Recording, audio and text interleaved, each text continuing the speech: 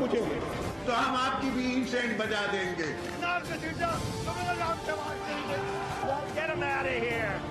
पाकिस्तान को इंशाल्लाह कुछ नहीं हो सकता। जिंदाबाद पाकिस्तान जिंदाबाद।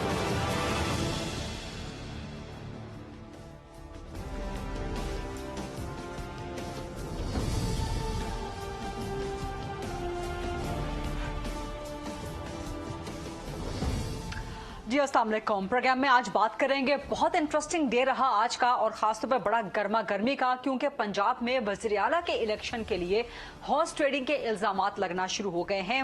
सबसे पहले पाकिस्तान तहरीक इंसाफ ने इल्जाम आयद किया कि नून लीग हॉर्स ट्रेडिंग करके उनके बंदे तोड़ रही है। यहां तक कि पाकिस्तान तहरीक इंसाफ की तरफ से ये चीज भी सामने आ गई कि उनके एक एमपीए को चौधरी मसूद मजीद 40 करोड़ देके दुबई भेज दिया गया है।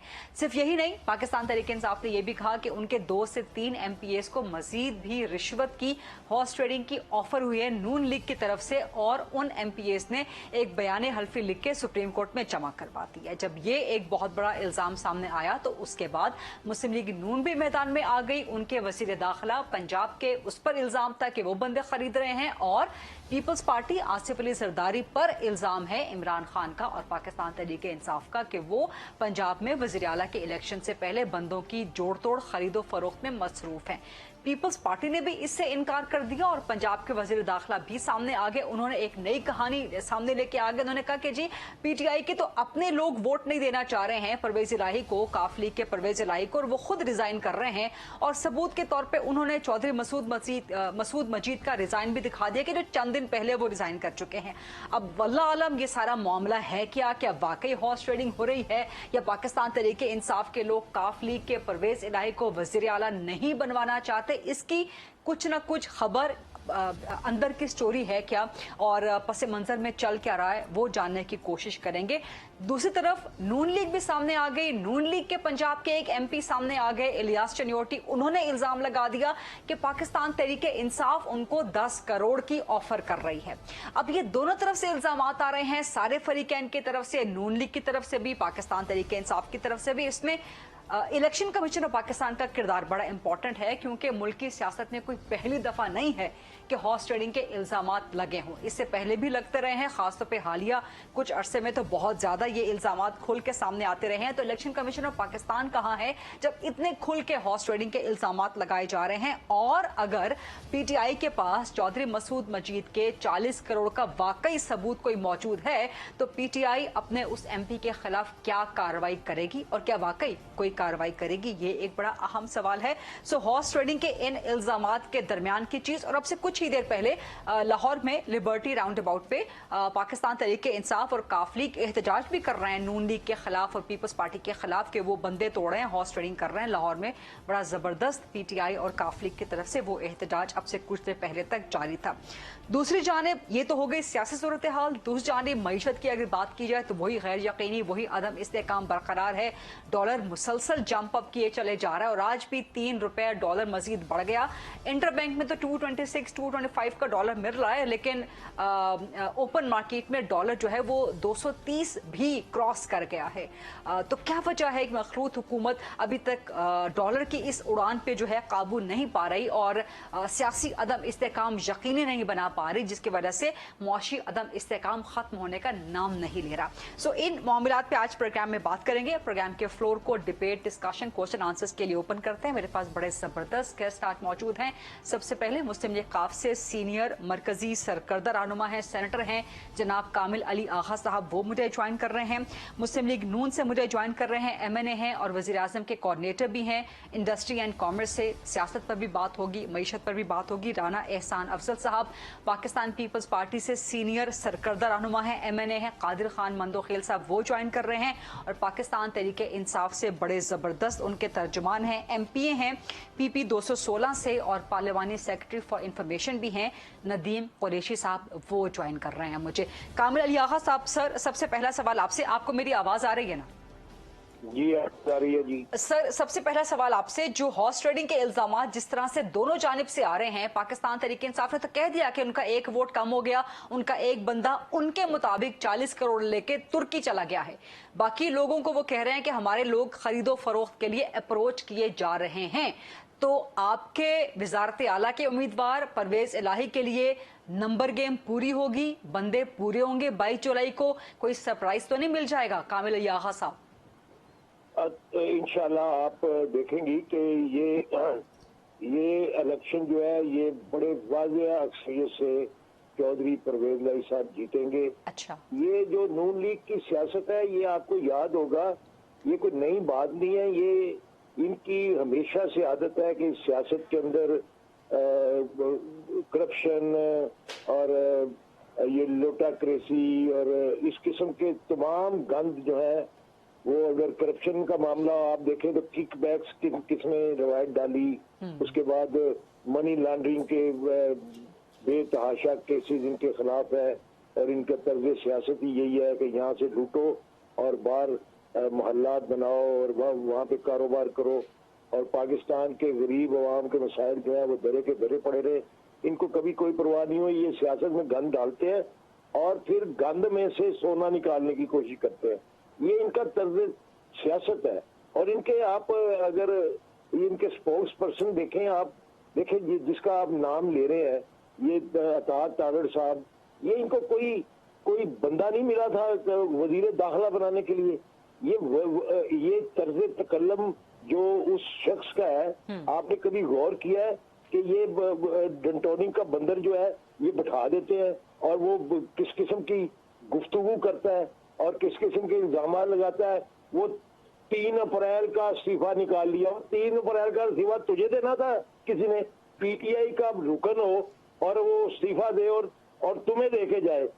यानी ये करप्शन की एक मिसाल और ये एक सबूत है कि इन्होंने, इनके पास अगर इस्तीफा आया पिछली तारीख में इन्होंने लिया है तो इन्होंने करप्शन की है ना, उसको पैसे दिए हैं तो उससे इस्तीफा लिया ना।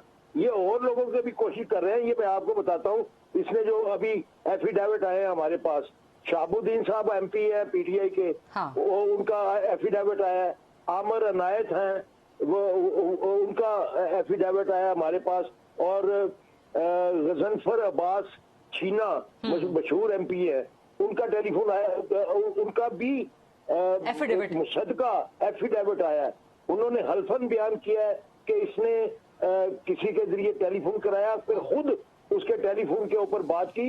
वो सारे सबूत भी उन्होंने साथ लगाए हैं, यानी टेलीफोन नंबर तक भी उन्होंने पेश किया है कि इन नंबर्स के ऊपर हमें टेलीफोन आया। तो आप बताएं कि सबूत से बात करनी चाहिए ना। ये वाली कौन सी बात है कि जी वो अगर पीटीआई ने कहा है कि उनका बंदा जो है वो पैसे लेके चला गया है, तो इस वक्त तो वही लेगा ना जिसको बहुत बड़ी रकम मिलेगी, क्योंकि जो लोटों का हाल किया है इस ज़िमनी इलेक्शन के अंदर अवाम ने, कोई छोटी कीमत पे तो बिकने वाला नहीं है, बड़ी कीमत पे ही बिका होगा। और बड़ी कीमत किसने अदा करनी है? इन्होंने ही अदा करनी है ना, जिनके पास हराम का माल है, और तो कोई नहीं कर सकता। लेकिन कामिल आगा साहब, ये अभी तक तो सिर्फ इल्जाम है ना। आप नहीं समझते कि इस पे ना सिर्फ इलेक्शन कमीशन को कार्रवाई करनी चाहिए बल्कि पाकिस्तान तरीके इंसाफ को खुद भी कार्रवाई करनी चाहिए और लिखना चाहिए इलेक्शन कमीशन को कि जी हमारे इस एमपी के खिलाफ कार्रवाई करें या उसको डी-सीट करें, जिस तरह पहले भी पाकिस्तान तरीके इंसाफ गई है। और दूसरी जानिब आगा साहब, हम तो देखे ना, हम तो सुप्रीम कोर्ट में गए हैं, हमने पिटीशन दायर की है कि ये कुछ हो रहा है पंजाब के अंदर, हाँ। और ये गंद डाल रहे हैं और ये इसके खिलाफ सुप्रीम कोर्ट हिदायत जारी करे कि इलेक्शन कमीशन जो है, इलेक्शन कमीशन ने तो हमेशा 8 ऐसे फैसले किए हैं जो हमारे खिलाफ थे इन ज़िमनी इलेक्शन के दौरान, और वो कोर्टों ने उनको बदला है, उन फैसलों को रद्द किया है। इसलिए हम कोर्ट के पास गए हैं और सुप्रीम कोर्ट का फैसला मौजूद है इस इलेक्शन के मुताबिक। अच्छा आगा साहब एक सवाल की 4 बजे होगा। सॉरी टू इंटरप्ट यू आगा साहब, को पाबंद किया कि किसी किस्म की धांधली और किसी किस्म की इंटरफेरेंस नहीं होगी। आगा साहब सेंटर साहब एक सवाल का मुझे और जवाब दे दें। कमीशन को हिदायत जारी की उन्होंने कि साफ और शफाफ इलेक्शन कराएं। इलेक्शन कमीशन ने भी वायलेट किया। आपने देखा नहीं किस किस्म की इन्होंने हुकूमत ये जो आगा साहब आगे चल के ईसीबी के कंडक्ट पे भी सवाल करते हैं, लेकिन एक सवाल का मुझे और जवाब दे दें, फिर इस सवाल के बाद मैं पीपल्स पार्टी की तरफ जाऊंगी। एक तरफ तो आपने नून लीग पे इल्जाम लगा दिया, आपने बड़े शदीद किस्म के इल्जामात लगाए, उसका नून जवाब देगी, लेकिन इन इल्जामात से हटके कल जरदारी साहब ने चौधरी शुजात से मुलाकात की और आपके जो 10 वोट हैं पंजाब में वो अपनी हिमायत में लेने का जो है वो उन्होंने जाहिर है उसमें वो बात की होगी। तो पीपल्स पार्टी पे तो आपका इल्जाम नहीं है कि वो खरीदो फरोख्त कर रहे हैं, क्योंकि पीटीआई का तो है।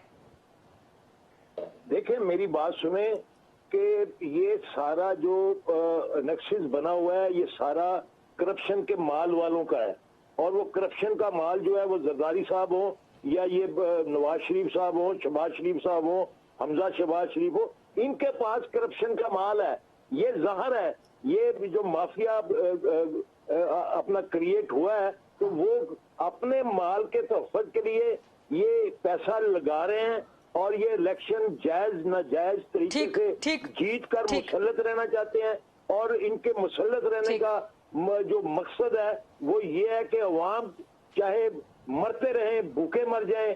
किस तरीके से इन्होंने 3 माह के अंदर महंगाई की है, कभी इसकी मिसाल आपने दुनिया में देखी है? ठीक है, ठीक है। इतनी तबाही मचा दी है, गरीब आदमी का तो जीना मुश्किल हो गया है। सेनेटर साहब, इस पे आगे चल के महंगाई पे, मईशत पे जरूर बात करेंगे। वजीर आजम के कोऑर्डिनेटर साहब भी मौजूद हैं मईशत और तिजारत के हवाले से, लेकिन कादिर खान मंदोखैल साहब आपकी तरफ आऊंगी। पाकिस्तान तहरीक इंसाफ का काफिली का बहुत बड़ा इल्जाम है कि जरदारी साहब खरीदो फरोख्त कर रहे हैं पंजाब के अंदर, और सबूत भी अभी कामिल आगा साहब ने भी बता दिया कि एफिडेविट्स हैं, हमारे एमपीज ने दे दिए हैं, पीटीआई के एमपीज ने दे दिए हैं। कादिर खान साहब, आप लोग हॉर्स ट्रेडिंग कर रहे हैं पीपल्स पार्टी पंजाब में?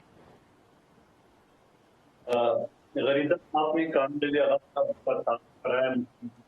सेनेटर और मुस्लिम लीग के सरबराह चौधरी जियाद अली साहब और चौधरी जियाद अली साहब, चौधरी सालिक मजीद साहब, चीमा साहब, वो है अता तारड़ साहब की पार्टी के और हमारे साथ वफाकी काबीना में मौजूद है। ठीक है, मैं इस बात से इत्तफाक करता हूँ कि हो सकता है चौधरी परवेज इलाही साहब वज़ीर-ए-आला बन जाए, मगर ये नहीं पता, कामिल आगा साहब ने ये नहीं बताया कि वो हुकूमती इत्तेहाद से होगा या अपोजिशन से होगा। ठीक है, दूसरी बात ये कि पीपल्स पार्टी का क्या लेना देना, जो भी कोई बात हो तो आसिफ अली जरदारी, इतना खौफ है आपकी अपने लोटे अगर बिक रहे, आपकी अपने लोग अगर खरीदो फरोख्त में मुलव्वस है, हाँ। तो आपने ऐसे लोगों का इंतखाब क्यों किया है? इससे पहले आपने 22 लोगों का पुख्तनख्वा असेंबली में आपने निकाला, फिर आपने 20 लोग पंजाब असेंबली में निकाला, फिर आपने कोई 24-25 लोग वफाकी हुकूमी असेंबली में आपने इल्जाम लगाया। तो गया इससे आपका इंतखाब का पता चलता है। और फिर बैठे हुए वो लोग असेंबली में जो तकरीबन 20 या 24 लोग थे कौमी असेंबली में, वो कोई अपोजिशन लीडर बना हुआ है, कोई पीएससी का चेयरमैन बना हुआ है, कोई क्या बना हुआ है, कोई क्या बना हुआ है। आपने इनके खिलाफ क्या कार्रवाई की है? चोर मचाए शोर, आप दांडी का पहले ही कर रहे हैं। मैं आपके सामने बैठा हूं, आपके फैसल वाडा को, इनके इत्यादि फैसल वाडा को जब मैं नायल करार था 15 से 20 करोड़ की ऑफर दी है और एमएनए शिप, सेनेटरशिप की ऑफर दी है। मैं बहुत चिल्लाया, बहुत चीखा, किसी ने नहीं सुना। और फिर जब आप मुस्लिम लीग नून के 5 एमपी आपने बनी गाला लेके और आपने दुपट्टा पहना है, उस वक्त तो विकेट थी। और उसके बाद जब आपके लोग बागी हो गए तो वो हो गए लोटे। तो खुदा का खौफ डालो, आपका चीखना चिल्लाना, आपकी तूफानी बदतमीजी, आपकी गाली गलोच, आपकी ब्याही, आपकी करप्शन, गोगा गोगी की खेल, ये सारी दुनिया जान चुके हैं सारे। अब सवाल ये है कि सबसे पहले आपने मुझे कामिल अली आगा साहब की तरफ ये खुद बताया कि ये चौधरी जाट की पार्टी का है या परवेज इलाही की पार्टी का है, क्योंकि चौधरी जाट तो हमारे साथ है, वो तो वफाकी हुकूमत में हमारे साथ है, वो तो जरदारी साहब थोड़ा अच्छे रूप से। आप मुझे बता दो कि आप किस पार्टी को रिप्रेजेंट कर रहे हो? जिस तरह आप मुस्लिम लीग नून के ऊपर बरस रहे हो तो उसके साथ वो वफाकी हुकूमत में बैठे हुए, वो तो उनकी वजीर मुशीर बैठे हुए। सवाल ये है, ठीक है, कि इनसे अपने लोग संभाले नहीं जा रहे और वो इल्जाम लगा रहे। आसिफ अली जरदारी साहब को क्या लेने देना? ठीक है, आप कह रहे हैं कि अपने लोग संभाले नहीं जा रहे, इसका पीटीआई से जवाब लेते हैं। लेकिन राना एहसान अफजल साहब, आप वज़ीर आज़म के कोऑर्डिनेटर हैं तिजारत और मईशत के हवाले से, रुपए की कदर इतनी गिरती चली जा रही है, रुपया मुसलसल गिरता चला जा रहा है और आप लोग एमपीज खरीदने के लिए रुपए का रेट बढ़ाई चले जा रहे हैं। देखिए, सबसे पहले तो कामिल अभी आगा साहब ने कहा कि करप्शन का माल और खून चूस रहे हैं। हाँ। तो क्या ये इल्जाम जो है चौधरी शुजात पे भी लगा रहे हैं, क्या ये सालिक पे भी लगा रहे हैं, क्या ये, क्योंकि वो तो हमारे साथ है ना, पहले तो इस चीज का जवाब दें। दूसरा, ये जो शरकपुरी साहब हैं, ये इनको उन्होंने 50 करोड़ में खरीदा है या 60 करोड़ में खरीदा है, उनको कैसे इन्होंने खरीदा है? देखें, इसी तरह इलियास चनोटी साहब का भी बयान आ गया, तो ये चोर की दारी में तिनका है और इनकी ये जो तरीका है वारदात है, ये बड़ी पुरानी है।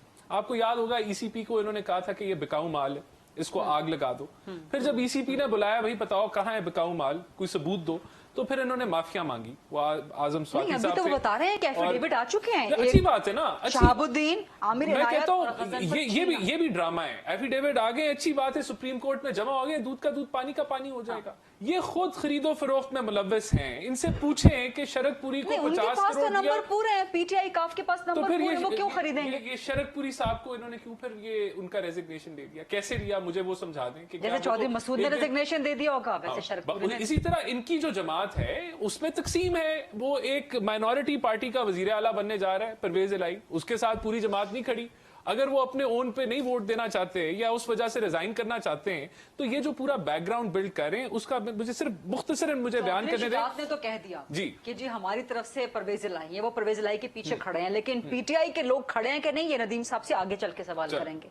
देखिए, मैं सिर्फ ये बताना चाहता हूँ कि ये 35 पंक्चर झूठा बयानिया, फिर ये ईसीपी के ऊपर इल्जाम, झूठा बयानिया, अब ये इन्होंने ये पहले कहते थे कि नो कॉन्फिडेंस मोशन जो है, नो कॉन्फिडेंस मोशन पे बोरियों में अमेरिका से पैसे आ रहे हैं, कोई साबित नहीं किया, भाई इन्वेस्टमेंट आ रही है। तो ये इनका ये तर्ज है, झूठ बोलना, इल्जाम लगाना, सियासत में गन डालना, इंस्टीट्यूशंस को अटैक करना। और फिर मुझे बताएं कि अगर नहीं साबित होता तो फिर इनके लिए क्या सजा है? आज बोल रहे हैं, बाद में फिर ये खामोशी हो जाएगी ना, इनको मीडिया पूछेगा कि भाई जो आपके वो फलाना ABCD इल्जाम थे वो कहाँ गए। तो ये सिर्फ इल्जामात हैं, इनकी अपनी परेशानी है कि वो इनके जो पीटीआई के लोग हैं या जो है वो काफ लीग के माइनॉरिटी जो है वो सीट होल्डर को शायद सपोर्ट ना करें।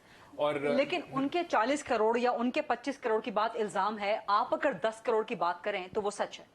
देखिए वो इलियास चनोटी साहब ने कहा है, वो उन्होंने कहा है, और मैं तो सवाल पूछ रहा हूँ ना जी कि वो भी एक इल्जाम आ गया इनके ऊपर। और जो शरकपुरी साहब हैं, वो उनकी क्या कहानी, उनको कितने में खरीदा, मुझे इनसे जवाब लेते हैं। नदीम साहब, आप जरा इनका सबका जवाब दे दीजिएगा, प्लस मेरा क्वेश्चन बीच में ले लें कि क्या पाकिस्तान तहरीक इंसाफ के अपने लोग, आपके अपने पंजाब के एमपीज, वो परवेज इलाही को वोट देना चाहते हैं? क्या आपके अपने अंदर तो फूट नहीं है और 22 जुलाई को ऐसा ना हो कि पीटीआई के अपने लोग ही इधर उधर हो जाए? बिस्मिल्लाहिर्रहमानिर्रहीम। फरीदा, आज हमारी पार्लिमानी पार्टी का इजलास था, शाह महमूद कुरैशी साहब ने उसको चेयर किया। 100% लोग चौधरी परवेज इलाही साहब पर ना सिर्फ उन्होंने एतमाद का इजहार किया, बल्कि चेयरमैन इमरान खान के फैसले की तौसीक की। अच्छा, पाकिस्तान तहरीक इंसाफ का कोई शख्स भी ऐसा नहीं है जिसको परवेज इलाही साहब पे कोई एतराज हो। परवेज इलाही साहब की सीनियरिटी, उनका बतौर चीफ मिनिस्टर पंजाब कैरियर, उनका बतौर स्पीकर पंजाब असेंबली कैरियर, और फिर हमारे साथ ये जो 3.5-4 साल का सियासी इत्तेहाद है, ये इस सब ने हमें चौधरी परवेज इलाही साहब पर पहले से ज्यादा एतमाद दिया है। हाँ। असल में ये लेकिन चौधरी मसूद मजीद जैसे लोग भी तो है ना, वो भी तो आपके ही एमपी है ना, आपके ही कॉलीग है। मैं कर्ज करूं, आपने तीनों लोगों से बड़े तामुल से सब सुना, मुझे मौका दीजिएगा। बुनियादी तौर पे चीजें कौम के सामने एक्सपोज हो रही हैं और आप जैसे माइंडसेट के लोगों के सामने भी चीजें एक्सपोज हो रही हैं, और मेरी ख्वाहिश होगी कि इसमें कौन सी रॉकेट साइंस है कि सुप्रीम कोर्ट के डिसीजन के बाद, जहां हमजा शहबाज ने खुद कहा जी 22 को आप इलेक्शन करवा लें, बाई इलेक्शन का नतीजा आने दें, क्योंकि इनको तवक्को थी कि बाई इलेक्शन में जो इन्होंने गेम प्लान किया हुआ है ये उसमें कामयाब हो जाएंगे। अच्छा। इन्होंने पूरी डिस्ट्रिक्ट एडमिनिस्ट्रेशन, पूरी प्रोविंशियल गवर्नमेंट, अपनी तमाम स्पेशल ब्रांच, पुलिस, आईपी सबको झोंक दिया। पंजाब के लोगों ने इनको मुस्तरद करके बता दिया कि 74 ईयर में जिस हॉर्स ट्रेडिंग की दाग बेल डाली गई थी नवाज शरीफ के दौर में छांगा मांगा में, और जिसको पीक पर पहुंचाया इन सब ने मिलकर सिंध हाउस में, पाकिस्तान की आवाम ने उस चैप्टर को हमेशा के लिए अपने वोट की ताकत से क्लोज कर दिया। अब जब नंबर गेम हमारे पास मौजूद है, आज जो एमपीए हमसे मुनरिफ हुए वो इलेक्शन में गए, उनको ऑन करने पे तैयार कोई नहीं है। पीएमएलएन की आधी लीडरशिप कहती है ये लोटे थे, हमने लोटों को टिकट दिया, हमें इसलिए मार पड़ी। आधी लीडरशिप ये कहती है कि जी नवाज शरीफ का बयानिया फेल हो गया, हमें इसलिए मार पड़ी। ये डिसाइड तो कर लें, ये तो उन बेचारों का पॉलिटिकल कैरियर तबाह करके ये समझते हैं और लोग इनकी तरफ जाएंगे, एक सिंगल फर्द भी इनकी तरफ नहीं जाएगा। हाँ, ये ऑफर्स कर रहे हैं, 100% ऑफर्स कर रहे हैं, और ये सारी गेम प्लान आसिफ जरदारी कर रहे हैं। आसिफ जरदारी की ख्वाहिश है कि जैसे उन्होंने अपने बेटे को इंटर्नशिप दी हुई है, जहां बिलावल साहब को जनाब वो सिखा रहे हैं कि वजारत खारजा कैसी होती है, वो चाहते हैं ये बिल्कुल सियासी कब्र खोद दी जाए PMLN की पंजाब में, और फिर यहाँ आकर कब्जा किया जाए। नहीं नदीम साहब आपने नाम लेके बहुत बड़ा इल्जाम आयद कर दिया। पाकिस्तान तहरीक इंसाफ वैसे भी ये इल्जाम लगा रही है जरदारी साहब के पास, लेकिन जैसा कि कादिर खान साहब ने भी सवाल किया, राना एहसान साहब ने भी सवाल किया, सबूत हैं आप लोगों के पास इसके, इन इल्जामात के पीछे? गरीदा, इससे बड़ा सबूत कि जो लोग पंजाब की कैबिनेट में 3.5 साल हर चीज के साहिब इख्तियार थे, 6 मिनिस्टर थे पंजाब में। हाँ। जो चीफ मिनिस्टर पंजाब उस्मान बुज़दार के दाएं बाएं हुआ करते थे, उन्होंने अपनी वफादारियां बदली। वो एक रोज पहले तो इमरान खान को अर्तुगरुल गाजी और सलाउद्दीन अय्यूबी कह रहे थे। इससे बड़ा सबूत क्या होगा? इससे बड़ा सबूत क्या होगा कि वो पाकिस्तान की आवाम के पास तो फिर क्या जलील शरकपुरी को भी और क्या इलियास चन्योटी को भी PTI ने खरीदा? देखिए, मैं कर्ज करूं, जलील शरकपुरी साहब ने क्या किया? उन्होंने बाई इलेक्शन से एक रोज पहले 17 जुलाई से पहले ये कहा कि कल पता नहीं किसकी गवर्नमेंट आएगी, और आप समेत तमाम तज्जिया निगार ये कह रहे थे 17 जुलाई को शाम 4 बजे तक कि PMLN 15 सीटें जीतेगी। मैंने सब कुछ सुना, मैं ग्राउंड पे मौजूद था। जलील शरकपुरी साहब ने एक रोज पहले रिजाइन किया कि कल जिसकी भी गवर्नमेंट आए मैं PMLN के साथ नहीं चल सकता। उस शख्स ने अखलाकी तौर पे एक बड़ी बहादुरी का सबूत दिया। अच्छा। हम हर चीज को जो जो आपकी तरफ जाए वो अखलाकी बहादुर हैं, जो उनकी तरफ जाए वो लोटे वो खरीदो फरोख्त हुई है। देखिए, लॉजिकल बात है, एक रोज पहले एक शख्स ने रिजाइन किया, उस वक्त तक किसी को नहीं पता था। अब रिजाइन करके एक शख्स अपने आप को अवाम की अदालत में पेश कर रहा है। मैं तो इसे अखलाकी बहादुरी, उसने रिजाइन जो है वो स्पीकर को दिया, शरकपुरी ने स्पीकर को प्रॉपर जगह थी वहां पे दिया। और वो जो ये लिए फिर रहे हैं रिजाइन मसूद का, वो जो मसूद का रिजाइन है, वो मसूद का रिजाइन जो है वो भी स्पीकर को जमा हो जाएगा। वो डंटोनी के बंदर के पास कैसे चला गया? अब आप जुबान देख लें। उसकी तो शोहरत ये है, उसके दादा की क्या शोहरत थी?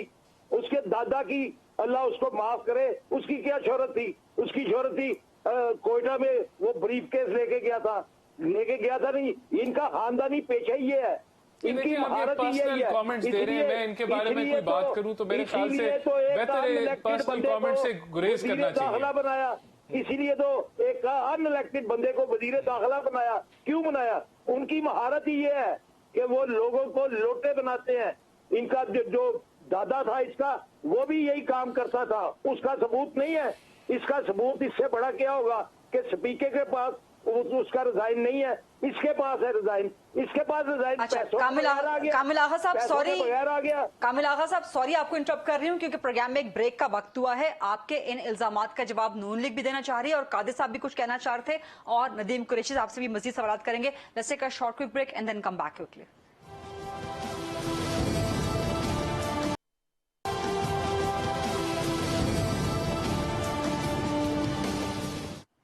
जी welcome back after the break. Programme में मौजूद है हमारे साथ नदीम कुरैशी साहब, कादिर खान मंदोखेल साहब, सेनेटर कामिल अली आगा साहब और राना एहसान अफजल साहब। राना एहसान साहब, आप क्विकली कुछ जवाब देना चाहते हैं कामिल आगा साहब को? देखिए, कामिल अली आगा साहब बड़े सीनियर पॉलिटिशियन हैं। जिस तरह की वो गुफ्तगू कर रहे हैं और पर्सनल अटैक्स कर रहे हैं एक आदमी पे, हाईली कंडेमेबल, और इस तरह की गुफ्तगू अच्छी नहीं लगती। नहीं अच्छी ये नहीं कि किसी को टीवी में कहना, नहीं कोई टीवी में कहे कि ये बंदर है, मैं कहूँ आप खोते हैं, तो ऐसी लैंग्वेज तो नहीं इस्तेमाल होनी चाहिए। नहीं देखे, नहीं कोई पब्लिक नहीं कह रही, लेकिन मैं आपसे देखे, आपसे उम्मीद ये है कि आप जितने सीनियर पॉलिटिशियन हैं आपकी जुबान अच्छी होनी चाहिए। और इस तरह के पर्सनल अटैक के दादा बैग लेके जा रहा था, मैं आपके ऊपर इस तरह इल्जाम लगाऊं तो पर्सनल देखें, मैं समझता हूं कि बातचीत नहीं करनी चाहिए। आप देखें, मैं भी बहुत कुछ कह सकता हूं। देखें, परवेज इलाही साहब ने जिस तरह वो ड्रामा किया कि उनकी हड्डियां टूट गई हैं, अगले फिर वो 24 घंटे में उनकी हड्डियां ठीक हो गई, ये बातें नहीं हमें करनी चाहिए। ये जेब नहीं देती नेशनल टीवी पे एक दूसरे को बंदर खोता कहना। ये प्लीज, मैं इस बहस में नहीं पढ़ना चाहता। देखिए, बात यह है कि आपका आप अगर आप मैं कामिल आगा साहब को चुप करवा 3000 पुलिस वालों को लेके असेंबली के अंदर अच्छा कामिल आगा साहब, इसकी मिसाल मिलती है। कामिल आगा साहब आपकी तरफ आती हूँ, मैं ऐसी मिसाल कामिल आगा साहब आपकी तरफ आती हूँ, लेकिन जरा राना एहसान जवाब मुकम्मल कर लें। राना साहब। देखिए, मैं समझता हूं कि जो भी जो है साइड अपनी मेजॉरिटी शो कर देगी 22 को, वो जीत जाएगी। और दूसरा, अब तो क्लियर है कि कोई बंदा भी वोट नहीं डाल सकता, उसका वोट नहीं काउंट होगा। तो ये अब तो आइन भी बड़ा क्लियर है, इसके ऊपर कोई कंफ्यूजन भी नहीं है। हमारा बंदा रिजाइन करे तो वो उसकी तारीफें करते हैं, कहते हैं कि ये जेन्युइन पॉलिटिशियन है, इसने रिजाइन कर दिया है। लेकिन उनका पॉइंट तो है ना, कामिल साहब का पॉइंट तो है कि शरकपुरी का जो इस्तीफा है वो स्पीकर के पास गया है, चौधरी मसूद मजीद का आप लोगों ने दिखाया है। नहीं तो वो भी जब वो काउंट तो तभी होगा ना जब स्पीकर के पास आएगा। तो ये देखिए, जो भी चीज होगी आइन के मुताबिक होनी चाहिए। हाँ। कोई खरीदो फरोख्त नहीं होनी चाहिए। अगर ये इल्जाम लगा रहे हैं तो उसको साबित करें। मैं भी कंडेम करूंगा, मैं इनके साथ मिलकर कंडेम करूंगा, लेकिन खाली इल्जाम लगा देना, जो इनकी हिस्ट्री है, एक पूरा इनका ये तरीका वारदात ही ये है कि जो मर्जी गजालत जो है वो गलीज अल्फाज उल्गो कीचड़ उछालो, इल्जामात लगाओ। किसी को यहाँ पाकिस्तान में साबित करने की जरूरत नहीं पड़ती। जिस मर्जी इंस्टीट्यूशन की धज्जियां आप उड़ा दें आप, और उसके बाद आप कहेंगे सियासी बयान था। ये जो तर्ज सियासत है ये भी कंडेमेबल है। आई एग्री के इल्जामात लगाए हैं उसको साबित भी करना चाहिए। कादिर खान साहब आप कुछ कहना चाहते हैं, फिर मैं नदीम साहब की तरफ जाऊंगी। देखिए, सवाल ये है कि जो आप शरकपुरी साहब की बात कर रहे हो कि उसने इस्तीफा दिए 2 दिन पहले, आप लोग क्यों बोल रहे हो सारे, आप गरीदा आप समेत? तो 1 साल पहले 5 MPA बुजदार हुकूमत के साथ मिल गए थे नून लीग के। आज इस्तीफा देने की क्या तुक बनती है? वो आज थोड़ी है, वो तो साल पहले आए थे। आपको याद नहीं क्या? एक तरफ इमरान नियाजी साहब तकरीर करा था कि लोटे बनना गलत बात है, और दूसरे सांस में, मुझे अच्छी तरह आता है, और दूसरे सांस में टीवी चैनल दिखा रहे थे कि वो बुजदार साहब के साथ ये 4 लोग, जिसको ये लोटे कहते हैं, अपने वाले को तो नहीं कहता है, वो तो उनका विकेट होता है, वो ये उस वक्त बुजदार साहब से मुलाकात कर रहे थे। सवाल ये है कि ये सारे जो अरबे है ये, और फिर आपको याद होना चाहिए सुप्रीम कोर्ट के ऑर्डर के बावजूद, आपको पता है, कम से कम मुझे तो याद नहीं है कि एक सांस में असेंबली ने 2 सेशन किए हो। 10 बजे सुबह असेंबली का टाइम था, रमजान का महीना, और रात 1:30 बजे यानी 12 बजे दूसरा सेशन शुरू हो गया। तब जाके हद में तमाद का सुप्रीम कोर्ट के हुक्म के मुताबिक वो। लेकिन कादिर खान साहब, फिर पीटीआई और काफलीग सिंध हाउस की बात भी तो करेगी ना। फिर वो माजी की कहानियां भी, चले माजी की कहानियां अगर बहुत पुरानी हो गई, लेकिन अभी हाल में फिर वो सिंध हाउस की बात भी करेंगे ना। फिर वो सेनेट इलेक्शन में जो गिलानी साहब के हवाले से एक वीडियो, उनके साहबजादे के हवाले से वीडियो आई, वो फिर उसकी बात भी करेंगे। ठीक है, मैंने आपको फैसल वाडा को सुनाया कि मुझे उस शख्स ने कहां ऑफर नहीं किए, कहां से टेलीफोन नहीं आया, कहां से मुझे धमकियां नहीं मिली, वो तो मैं रोज बताऊं टीवी को। दूसरी बात ये कि सिंध हाउस में जो लोग बैठे हुए थे, गरीदा आप भी वहां मौजूद थे, आप सब आए, आपने सब उन लोगों से इंटरव्यू लिए। क्या उन्होंने ये नहीं पता है कि हम अपनी मर्जी से यहाँ पे आए? आज भी वो लोग बैठे हैं, कोई किस कमेटी का चेयरमैन, कोई किस कमेटी का चेयरमैन, कोई अपोजिशन लीडर, आप करें ना कार्रवाई। आप तो टीवी में आके गद्दार और फलान ढींगा लोटे कहते हो तो जाओ करो। और फिर जो ये एफिडेविट का सिलसिला शुरू हुआ, इस एफिडेविट की क्या हैसियत है, इसको आप किस तरह साबित करेंगे? आप सुप्रीम कोर्ट चले जाए, मैं कहूंगा कि मुझे इमरान नियाजी साहब ने 10 करोड़ की ऑफर की है, तो साबित कैसे करूंगा? ये खामखा इस चीज को, सिस्टम को उलझाना चाह रहा है। पाकिस्तान का मैशत का बेड़ा गर्क करने में इस शख्स का हाथ है। ये यूं के एजेंडा लेके कादिर खान साहब, हुकूमत आपकी है, मैशत का बेड़ा गर्क इमरान खान कैसे कर रहा है अपोजिशन में बैठ के? हुकूमत आप लोगों की है, इस पे करेंगे तफसील से बात मैशत के हवाले से अगले सेगमेंट में, लेकिन आप जवाब मुकम्मल करें, then I have to go to Nadeem साहब। देखिए, मैं ये सिर्फ इतना कहना चाह रहा हूं, जितना ये चीख रहे चिल्ला रहा है, इसके पीछे क्या है? इसके पीछे ये है कि जिन लोगों को उन्हें टिकट दिए वो उनके साथ नहीं टिक रहा है। उस वक्त भी सारे चूंचू, कराची में एक लफ्ज है, वो क्या कहते हैं, वो 11, क्या पकड़ू 11, पकड़ो 11 का जो क्रिकेट का टीम है, 21 गांव से 21 सूबे से आपने एक पार्टी बना ली है। आपने पार्टी बना ली है, आपकी पकड़ो 11 आपके साथ नहीं टिक रहा है, क्योंकि वो जिस जगह से आए थे वहां से वापस जा रहे हैं। आप उसको नहीं रोक पा रहे तो आप इल्जाम लगा रहे हो। ठीक है नदीम साहब, बात वहीं पे आ रही है कि आप इल्जामात तो बहुत बड़े बड़े लगा रहे हैं, आप लोग माजी में भी लगाते रहे, अभी ज़िमनी इलेक्शन में आप लोगों ने क्या कुछ इल्जामात नहीं लगाए? मिस्टर एक्स मिस्टर वाई तक, जो पता नहीं कौन है, वहां तक आप पहुंच पहुंच गए, उसके बावजूद आप लोग ज़िमनी इलेक्शन जीत गए। तो यही चीज फिर आपके सियासी मुखालिफिन को एक तरह से कंसर्न्स में डालती है ना कि आप इल्जामात लगाते हैं, सबूत नहीं दे पाते। नदीम साहब, गरीदा, इससे बड़ा सबूत क्या होगा कि 3.5 साल कौम के कान सुन सुन के पक गए ये बात कि ये सिलेक्टेड असेंबलीज हैं, ये जाली असेंबलीज हैं, इनमें बैठना गुनाह कबीरा है, ये सब लोग आरओस के और ये आरटीएस सिस्टम के नतीजे में बनने वाले लोग हैं। हम इमरान खान को नहीं मानते। फिर हमारे ही कुछ लोगों को जो इनके साथ मिल गए, किसी कोई राजा है, कोई बाजा है, कोई टीएड है, कोई कुछ है, उनको साथ मिलाया इन लोगों ने। आपके सामने फिर असेंबलियां भी ठीक हो गई। इससे बड़ा सबूत क्या होगा? इससे बड़ा सबूत कि अभी कादर मंदो साहब ने कहा जी 5 पीएमएलएन के एमपीएस इनके साथ मिल गए थे। अब मंदो खेल साहब मुझे जवाब दे, आज वो पीएमएलएन के 5 एमपीएस कहाँ हैं? जवाब दे ना। अगर वो हमारे साथ मिल गए थे, अब वो कहाँ हैं? उनमें से एक शरकपुरी तो आपके पास आ गए ना? शरकपुरी ने रिजाइन कर दिया। हमारे पास वो उस वक्त आएंगे जब वो टिकट अप्लाई करेंगे। उन्होंने आईनी कानूनी तरीके से स्पीकर पंजाब असेंबली को अपना इस्तीफा दिया। देखिए, आप लॉजिकल चीजों को इलॉजिकल चीजों के साथ मिक्स ना करें। ये पाकिस्तान की एक नई हिस्ट्री लिखी जा रही है कि इतनी बड़ी लेवल पे गवर्नमेंट कैंपेन करे कैंडिडेट्स की और पाकिस्तानी अवाम मुस्तरद कर दे उनको। आप इस बात को इग्नोर ना करें, आप इस अवामी रद्देमल को इग्नोर ना करें। ये एक बहुत बड़ी अनहोनी हुई है। मैं ग्रास रूट लेवल पे मौजूद था। मेरा दिल मानता था कि हम जीतेंगे। हर शख्स कहता था तहरीक इंसाफ को वोट देंगे। बाई गॉड मेरा ज़हन नहीं मानता था। जब मैं गवर्नमेंट के कैंडिडेट को देखता था एक वाइस राय की तरह, वो पुलिस के घेराव में, एलीट फोर्स के घेराव में, और एक 200 गाड़ियां एक शख्स को प्रोटोकॉल के लिए दी जाए, लोगों को मुतासिर करने के लिए दी जाए, और शाम को वो शख्स इलेक्शन हार जाए। आप इस अवामी रद्देमल को गरीदा बिल्कुल मिस कोट ना करें। पहले भी जिन्होंने ये सब कुछ किया है उनसे मिस कैलकुलेशन हुई है। ये जो कुछ आज हो रहा है, देखिए पंजाब में हमने इलेक्शन जीत लिया। अखलाकी तौर पे हमजा शहबाज को उसी वक्त रिजाइन कर देना चाहिए था कि जी पहले 20 लोगों को भी सीट किया गया, अब मेरे पास अक्सरियत नहीं है। मैं ऑफर करता हूं गवर्नमेंट को, जैसे इन्होंने मरियम नवाज साहब ने एक बड़ा अच्छा जेस्चर दिया, मैं अप्रिशिएट करूंगा उनको कि उन्होंने कहा जी हम इलेक्शन हार गए, मैं शिकस्त कबूल करती हूँ। ये पाकिस्तान में नई सूबों का आगाज होता अगर ये जुर्रत करते हैं कि हाँ जी टेक्निकली गेम अब पीएमएलक्यू और तहरीक इंसाफ के पास गेम आ गई है, नंबर पूरे हो गए हैं, हमें अब इस असेंबली में नहीं बैठना। इन्होंने फिर वही सिलसिला शुरू किया क्योंकि इनको पता है। और आप देखें राना सनाउल्लाह साहब ने परसों क्या कहा कि जी 5-6 लोग गायब भी हो सकते हैं। इनका वो कल विफाकी वजीर कानून सेंटर आजम नजीर तारड़ ने मेरे प्रोग्राम में वाजे कर दिया। उन्होंने कहा कि जी ये राना सना का बात करने का स्टाइल है, कोई सीरियस, कोई धमकी शमकी कुछ भी नहीं है। और वजीर कानून ने एश्योर करवाया कि कोई बंदे नहीं उठाए जाएंगे, कोई बंदे गायब नहीं होंगे। नदीम साहब, मुझे एक ब्रेक। अब ये तो बॉलीवुड की या हॉलीवुड की फिल्म नहीं है कि उनका स्टाइल है। वो स्टाइल करे अपनी निजी महफिलों में। आप अराकीन असेंबली के बारे में अगर नेशनल मीडिया भी ये कहेंगे जी ये गायब भी हो सकते हैं, इसको समझने वाले समझते हैं क्योंकि वो खुद कई बार गायब हो गए। हमारी पार्टी हमारे से तो गायब हो गए ना शरकपुरी साहब, यही मकसद था उनका कहने का ना। उन्होंने जुर्रत की, उन्होंने आपके ऊपर अदब एतमाद की। अभी मंदो खेल साहब हमें ताने दे रहे थे जी पीटीआई वाले अपने लोगों को संभाले। तो मैं इनसे पूछता हूँ राजा रियाज कल कहाँ थे? नदीम अफजल चंद कल कहाँ थे? जुल्फकार मिर्जा साहब कल कहाँ थे? पार्टियां लोग छोड़ते भी हैं, लोग पार्टियों में आते भी हैं।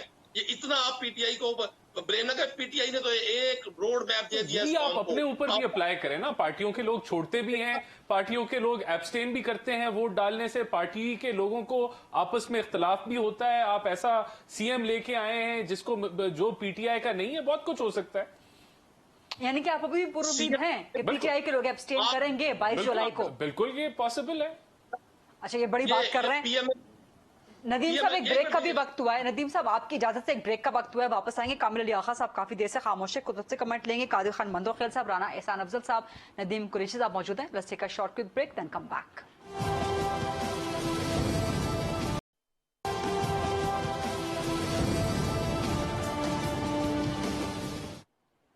जी welcome back after the break. Programme में मौजूद है आज हमारे साथ सेंटर कामिल अली आगा साहब, राना एहसान अफजल साहब, कादिर खान मंदोखेल साहब और मोहम्मद नदीम कुरैशी साहब। कामिल अली आगा साहब, आपके पास आऊंगी। एक तो सवाल शुरू में प्रोग्राम के आप पर उठ रहा था नून लीग पीपल्स पार्टी की तरफ से कि जी आपके तो 14 शुजात विफाकी हुकूमत का साथ देते हैं नून लीग और पीपल्स पार्टी के साथ। तारिक बशीर चीमा, 14 साल हुसैन साहब, वो विफाकी हुकूमत के साथ बैठे हैं। तो आप किस तरह नून लीग पीपल्स पार्टी पे चोर, डाकू या करप्शन या हॉर्स ट्रेडिंग का इल्जाम लगा सकते हैं? और दूसरा ये कि अब तक जो भी चीजें हैं, ये इल्जामात सेंटर साहब, हमने देखा है कि हमेशा पाकिस्तान की हिस्ट्री में शोर मचा है हॉर्स ट्रेडिंग का, कभी वो इल्जामात साबित नहीं हुए। ये किस तरह वंस फॉर ऑल इसको साबित करके इसका खात्मा किया जा सकता है? आगा साहब देखिए, एक तो बात बड़ी क्लियर है कि चौधरी शुजात हुसैन और चौधरी परवेज लाई के अंदर कोई तफरीक नहीं है। ये बात मैं आज नहीं कह रहा, मैं हमेशा से कहता हूँ और वक्त ने साबित किया।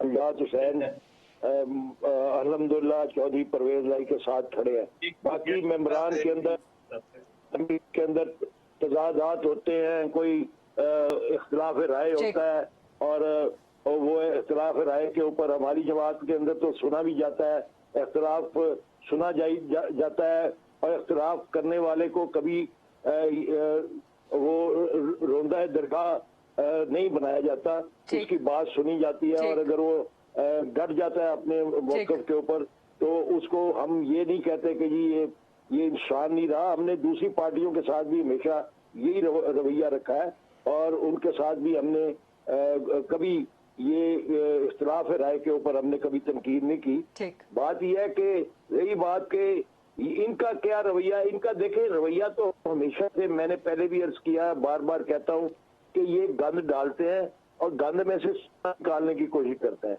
इनकी पुरानी हिस्ट्री है कि छोटा छोटा अगर आप ये इलेक्शन में धांधली और इलेक्शन में बैड प्रैक्टिसेस की बात करें तो ये मूजद है कई इख्तिराओं के और कई तरीके इन्होंने इजाद किए। आप छांगा मांगा से शुरू हो जाए, मैरियट होटल चले जाए, अपना पीसी बूरबन चले जाएं, आप नसिया गली चले जाएं, उसके बाद आप सिंध हाउस आ जाएं, ये सारी एक सीरीज ऑफ करप्शन है और ये बैड प्रैक्टिसेस के ये मूजद हैं और ये इजाद करते हैं। और करप्शन में भी इनकी यही पोजीशन है, यानी किक बैक सबसे पहले इन्होंने लॉन्ड्रिंग इन्होंने इजाद की, इन्होंने लोगों को खरीदने की प्रैक्टिसेस इन्होंने इजाद की, लोगों को लोटा बनाने की प्रैक्टिस। आगा साहब टाइम कम रह गया है, आगा साहब सॉरी टू इंटरप्ट, टाइम कम रह गया। मैं चाह रही हूँ कि सब पार्टिसिपेंट्स का एक लास्ट कमेंट आ जाए। कादिर खान मंदोखेल साहब। गरीदा, मैं और आप दोनों फेल हो गए इस बात को जानने के लिए कि कामिल अली आगा साहब कौन से काफ लिखे, चौधरी शाह साहब के या परवेज अलाई साहब के? नहीं, आपका सवाल तो मेरा नहीं था। एक है, अब ये फरमा रहे दोनों एक है, तो भाई एक तो हुकूमत के साथ है, एक अपोजिशन के साथ है, तो आप किसके साथ? आप जिस तरह इल्जाम लगा रहे हो हुकूमत पर, तो आपकी अपनी पार्टी का सरबराह हमारे साथ है, उनका बेटा चीमा साहब हमारे साथ वजीर है, तो कम से कम इस बात की निशानदेही तो करे, उसके बाद आके टीवी शो में बता दे, पहले घर में बैठ के सोच लिया करे कि मैंने किसको सपोर्ट करना है। ठीक है। नदीम कुरैशी साहब, सर आपका लास्ट कमेंट मैं चाहती हूँ। देखिए गरीदा, मैं तो सिर्फ ये अर्ज करूंगा, अभी भी वक्त है हम सियासी लोगों के लिए कि हम जिसका हक अवाम जिसको हक देती है हम उसका हक तस्लीम करें। ये बड़ा अच्छा मौका था हम सबके लिए कि जिस तरह से इस बाई इलेक्शन में पाकिस्तान की अवाम ने मुस्तरद किया उन लोगों को जिन्होंने अपनी पार्टी पॉलिसी से इनहराफ किया, हम आइंदा के लिए ताइब हों और सिर्फ लफ्जों के तौर पे ना कहें कि वोट को इज्जत दो, लफ्जों के तौर पे ना कहें अवाम ताकत का सर चश्मा है, इस पर यकीन रखें, इसको माने और अपनी अपनी सफों में जो कमजोरियां हैं उनको तलाश करें ताकि अवाम हमें पसंद दे। बड़े बड़े इल्जाम लगाना, कीचड़ उछालना, अदारों के ऊपर अटैक करना, हमला आवर होना, ये सिस्टम को कमजोर करता है और पीटीआई जो है इसकी माहिर बन चुकी है एक प्रोपेगेंडा और इल्जामात की बुछार करना और फिर सबूत ना दे पाना।